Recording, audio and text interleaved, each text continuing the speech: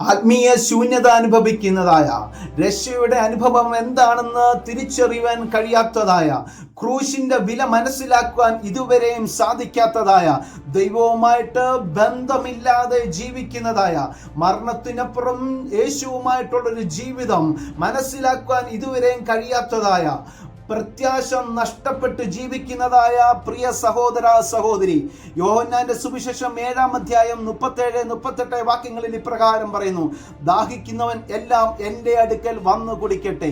എന്നിൽ വിശ്വസിക്കുന്നവന്റെ ഉള്ളിൽ നിന്ന് തിരുവെഴുത്ത് പറയുന്നത് പോലെ ജീവജലത്തിന്റെ നദികൾ ഒഴുകും.